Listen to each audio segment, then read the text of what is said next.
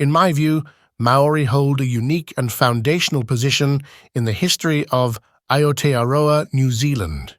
As tangata whenua, people of the land, their intrinsic connection to this whenua, land, is not merely historical, it represents a right that demands respect from all who have come after.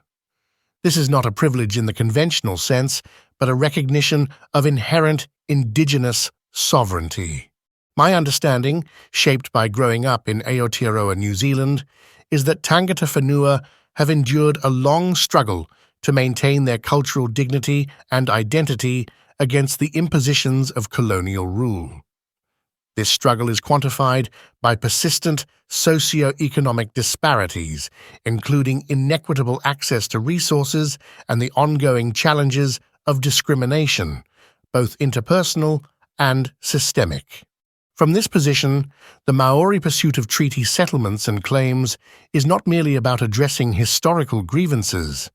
It is a vital fight for recognition, protection, and the secure survival of their culture and people within a bicultural framework, not merely as subordinates within a colonial structure.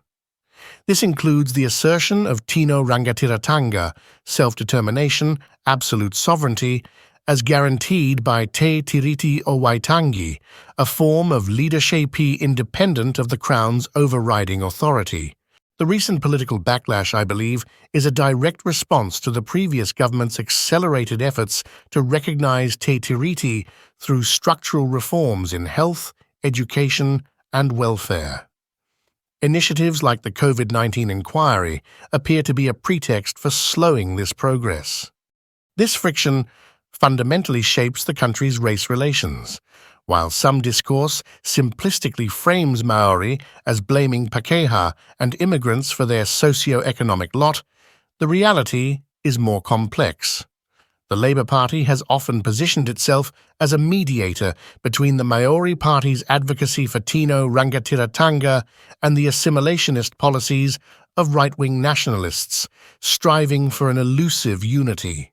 A central tension arises from the Māori experience itself, which, born from a history of marginalization, necessitates a fierce prioritization of Māori needs. This leads to a valid question. In a scenario where Māori achieve greater political leadership, what would be the place of non-Māori? The path to unity, therefore, depends on building trust. If a governing party like Labour can be confident that the pursuit of tino rangatiratanga does not mean neglecting the needs of others, but rather building a more equitable foundation for all, then genuine partnership becomes possible. This is the logical sense behind choices like the Māori electoral option.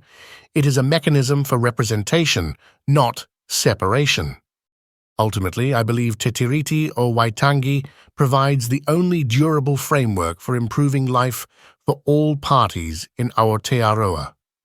It must form the fundamental basis for our nation's future, including any discussion about becoming a republic. A republic founded on Te Tiriti would be uniquely Aotearoa's own, built on a partnership that honors the past while securing a just future.